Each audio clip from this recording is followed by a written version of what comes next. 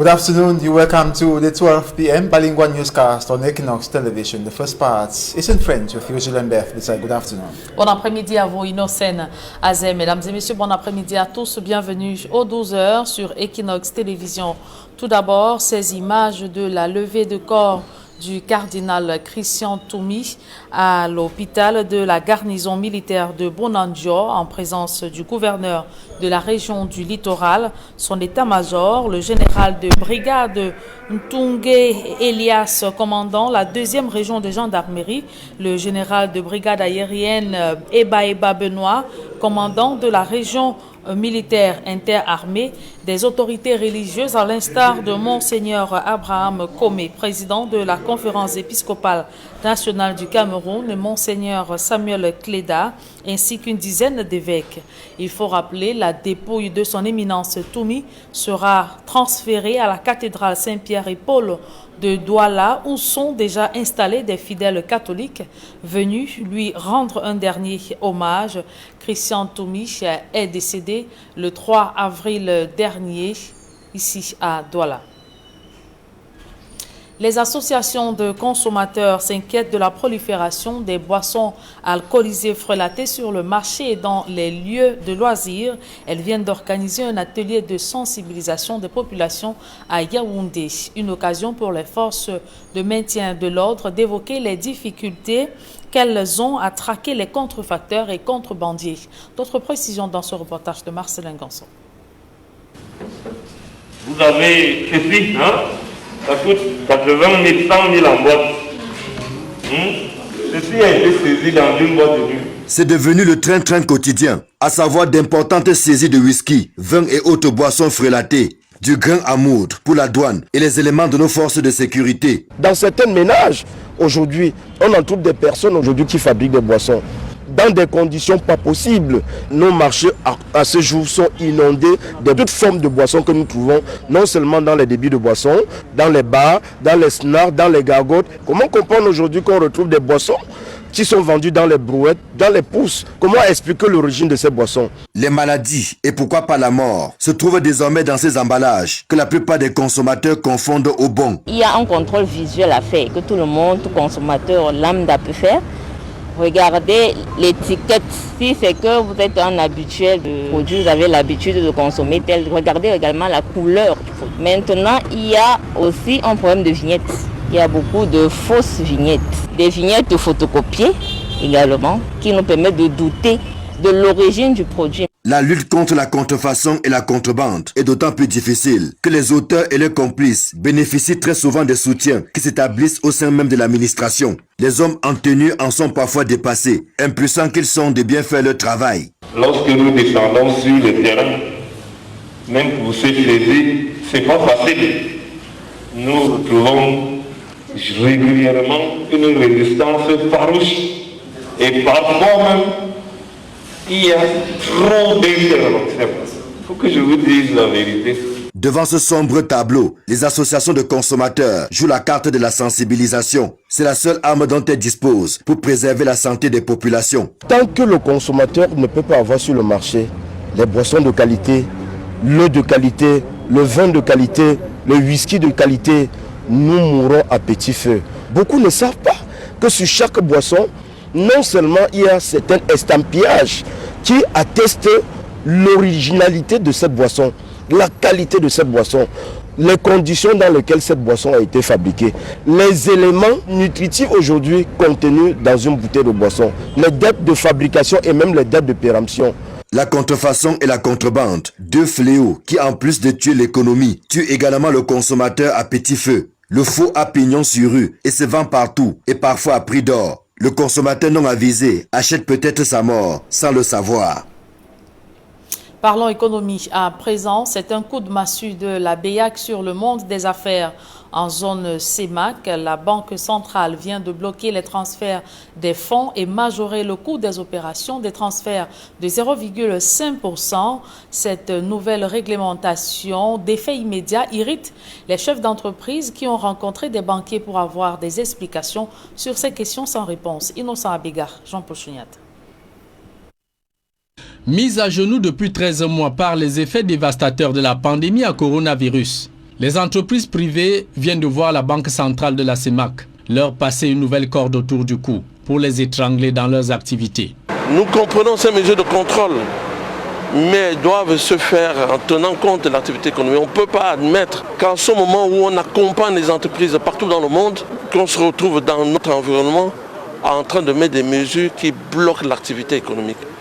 Ce n'est pas concevable. La Banque des États de l'Afrique centrale, la BEAC, a bloqué tous les transferts de fonds, pourtant incontournables dans les transactions financières entre les entreprises et leurs fournisseurs. Nous comprenons ces mesures de contrôle, mais elles doivent se faire en tenant compte de l'activité économique. On ne peut pas admettre qu'en ce moment où on accompagne les entreprises partout dans le monde, qu'on se retrouve dans notre environnement en train de mettre des mesures qui bloquent l'activité économique. Le coup de massue de la BEAC, c'est l'augmentation des coûts de ces transferts à un taux de 0,5%. Le patronat camerounais est dans tous ses états pour la brutalité de cette nouvelle réglementation en zone CEMAC. Loin de nous d'accepter des entreprises qui ne respectent pas les règles. Mais on ne peut pas venir dans un contexte comme celui-ci, durcir les mesures justement d'importation. On ne peut pas aujourd'hui concevoir également que l'on augmente les coûts de transfert au moment où on a besoin d'assouplir, de réduire les coûts dans notre économie. Face à une asphyxie qui s'apparente à une mort programmée des entreprises, le GICAM dans l'urgence saisit les banquiers pour voir clair dans cette sentence de la BEAC, jugée suicidaire pour les activités des entreprises. Reconnaissant fonder les plaintes des entrepreneurs camerounais, la PECAM sans solution se déclare incompétente pour régler cette préoccupation légitime des opérateurs économiques camerounais. Il y a certainement des problèmes au niveau de la mise en œuvre de cette réforme qui, il faut le reconnaître, elle est rigide, elle se met en place avec beaucoup de rapidité et donc tous les acteurs n'ont pas pris la mesure. Dans cette situation de vie ou de mort, la PECAM penche pour la création d'un cadre de concertation et de dialogue en vue d'épargner les entreprises de toute éventuelle cessation d'activité. Nous allons continuer à accompagner nos clients et puis à échanger avec la Banque centrale pour que des mesures d'assouplissement, si elles sont possibles, qu'elles soient prises. C'est l'action que nous allons conduire avec le président du GICAM auprès du gouverneur de la Banque centrale pour lui expliquer. Au-delà de cet espoir attendu de la BEAC et la Commission bancaire de l'Afrique centrale, les entreprises foudroyées par la Covid-19 se plaignent aussi des mesures d'accompagnement du gouvernement qui tardent à se concrétiser pour réoxygéner les entreprises en pleine agonie. Du moins les 500 milliards de francs CFA de fonds publics mis à disposition pour soutenir le secteur privé. Le recours à ces milliards reste au bon vouloir des banques commerciales d'en juger nécessaire le besoin ou pas. Dans la complexification de toutes ces démarches réglementaires et procédurières, les entreprises camerounaises sont aujourd'hui à la croisée des chemins, à bout de souffle, entre survie et faillite. S'indigne le mouvement patronal.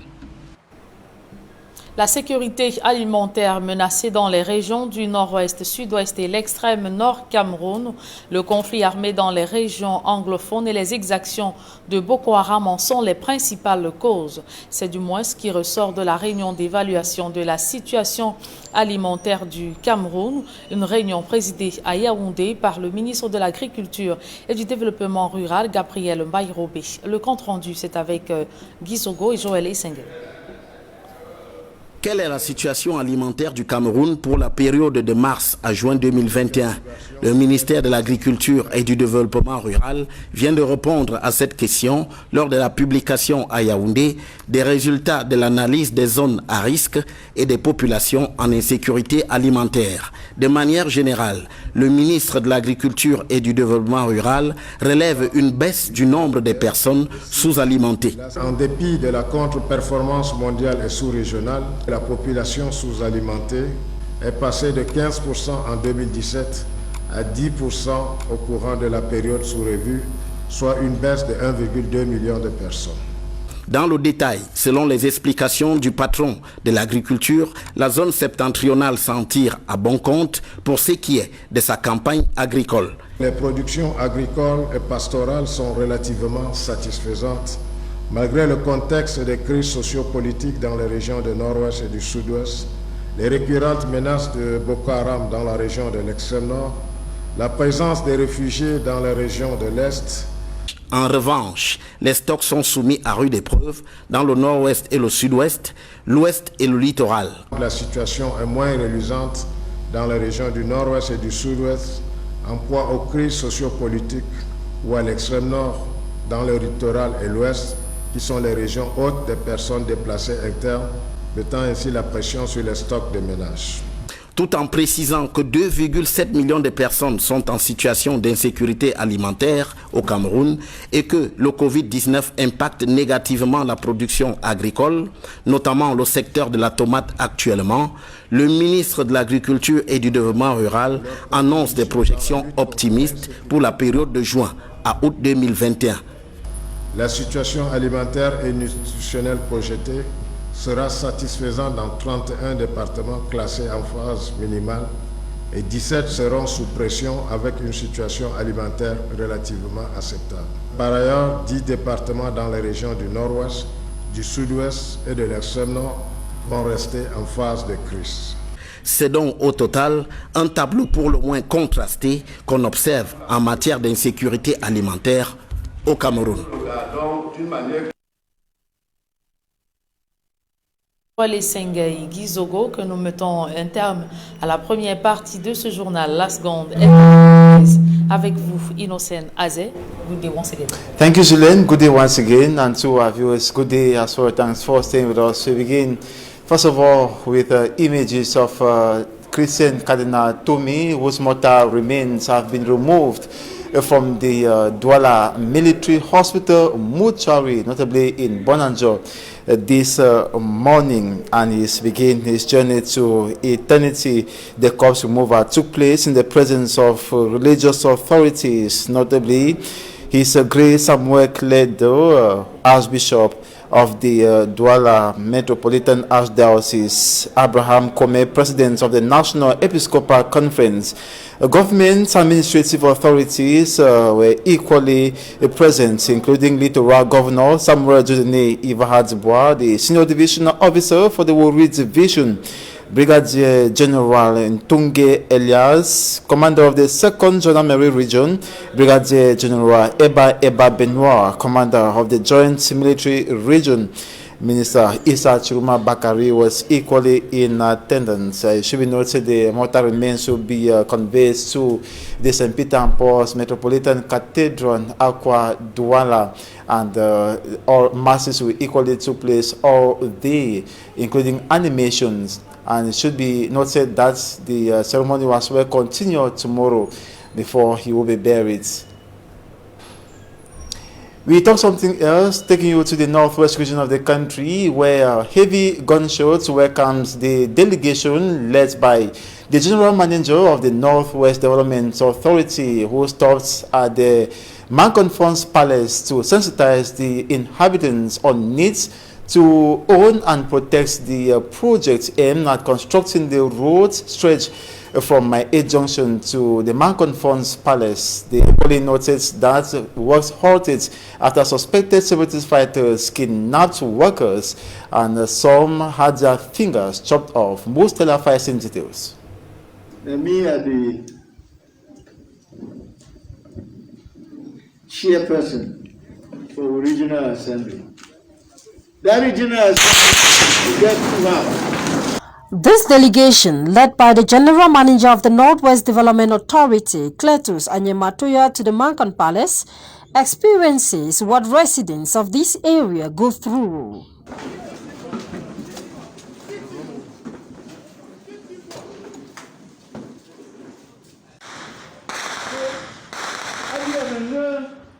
Their presence at the Mancon Palace is triggered by insecurity. Insecurity, which is chasing the contractors working on the stretch of road linking My A to the Mancon Palace away.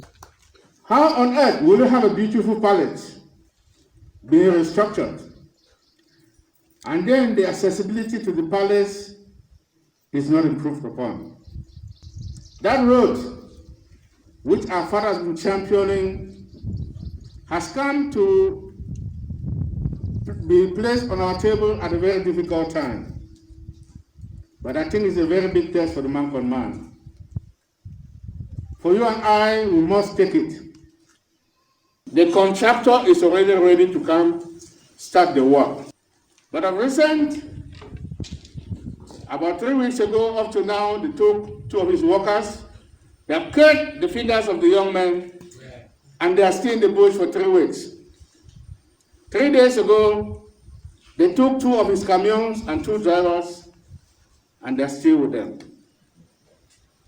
About 3 days ago too, they took the cashier of that company. And the major works are in Mankon Oban.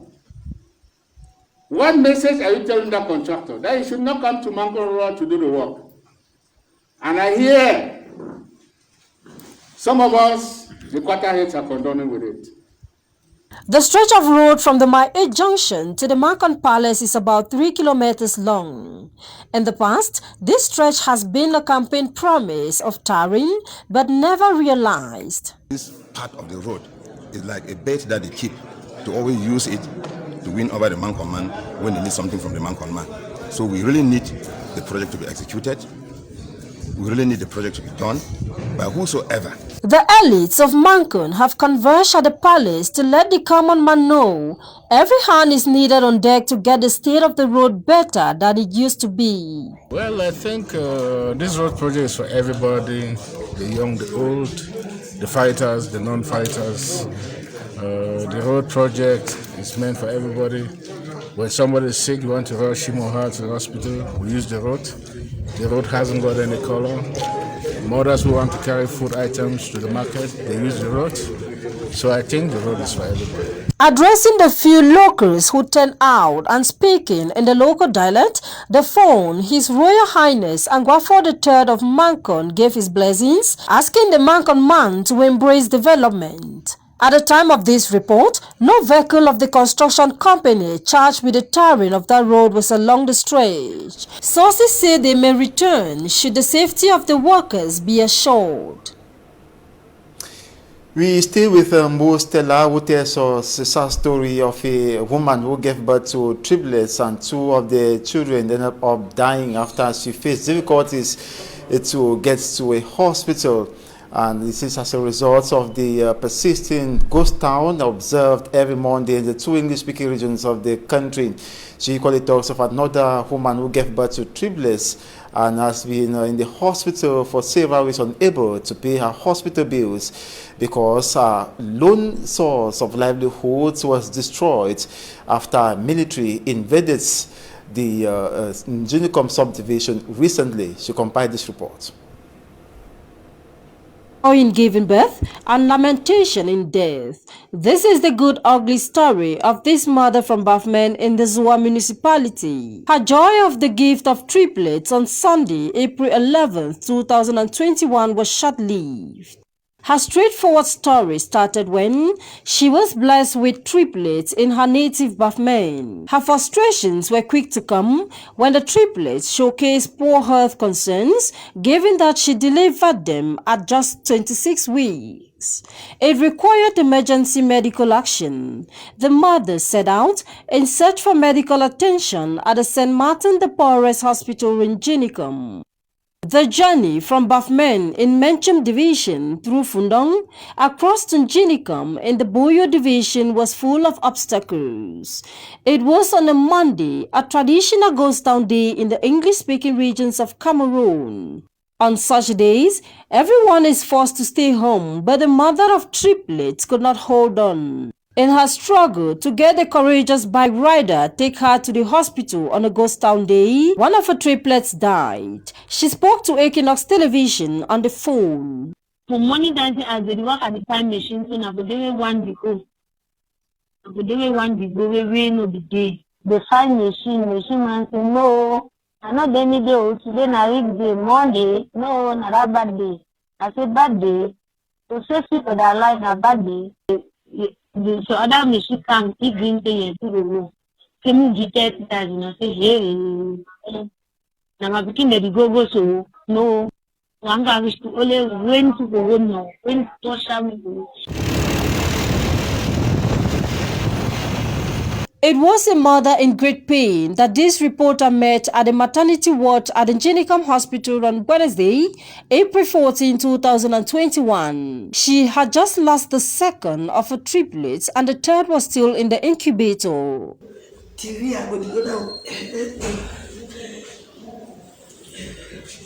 From the look of things, there is misery in the neighborhoods of the region. In the same maternity ward, we discovered yet another mother of triplets with another type of frustration. Her name is Yvonne from Metuf in Fundong subdivision. I don't work for 1 year now. The work not the go fine because of this unemployment crisis. People don't run leave me, so we no dey for work. So as I dey now, so I no get any workshop. So I don't born through operation. I born 3 pm and don't make 1 month for incubator. Yvonne is assisted at the hospital by her aunt Stella. They are unable to pay their bills of over 300,000 francs CFA. Their inability is blamed on the socio-political and security crisis rocking the English-speaking regions of Cameroon for the last 4 years. Glad because God don't give me picking them bed. I know the glad because I don't know the way we mean like picking them will go now. We'll start our life. And so the way beg for help. We need money because the bill will get and we don't know how we'll pay. These victims and many others know nothing about the war, but there is only one consequence they face: death and the destruction of their livelihoods. And for images like that of these babies, it is shocking and shaming. Medics say everyone in the northwest and southwest regions of Cameroon has a mental problem either as a result of the COVID-19 pandemic, which continues to infect many and claim lives, and or the socio-political impasse. It is for this reason why ex-students from the Faculty of Health Sciences of the University of Buea are stepping in on how to make the society to be mental aware, and a 3-day seminar was organized to these effects on the campus of the University of Buea, attended by the Rijato. He reports. Medics say everyone has a mental problem. Everyone has a mental problem. You must not necessarily be somebody who is moving on the streets and feeding in the dustbins or picking things around from left to right, you know. Everyone has a fundamental, basic health, mental problem. It is a real great problem. COVID and mental health in this period. Everybody has a mental problem, sort of, so far as COVID is concerned. And the bad news is that in Cameroon, and most especially in the Anglophone regions, the situation is rapidly aggravating. As you can see from social media and blogs, domestic violence on the rise, drug abuse has penetrated our schools, we have a humanitarian crisis in our hands and an ongoing COVID-19 pandemic, which has huge impact on the socio-economic lives of everyone. So definitely there is a toll on the mental health status. And these ex-medical students who graduated from the Faculty of Health Sciences of the University of Buea have noticed the trend and are coming together under the canopy, the University of Buea Medical School Alumni Association, for a way out. And they are converging on Buea for 3 days to fine-tune strategies on how to make the society to be mental health aware. In your homes, in your workplace, in your cities, amongst your peers, you have to spread the word that we all have to be mental health aware. We have to be able to recognize that this person is not mentally sound, because it is going to further affect our interpersonal relationships, which is key in building a sustainable community. The topic is mental health, and to the participant, it is new. We have had a lot of programs where people don't properly address it. I think that this is a very great opportunity that these medical doctors have given us to get insights, real knowledge that will help us be able to go through depression, stress and anxiety, especially in the context of this pandemic. The expectations are that the knowledge received here should be able to help people in the society on how to go through stress, and depression. And that's it for this 12 p.m. Bilingual newscast on Equinox Television. Thanks so much for watching. Do have a splendid day. Tomorrow is another day. Bonne journée et à demain. Merci, excellente journée à vous, Innocène Azé. Mesdames et messieurs, merci d'avoir été des nôtres. Retrouvez Flavie Valondongo et toute son équipe pour votre quotidien santé.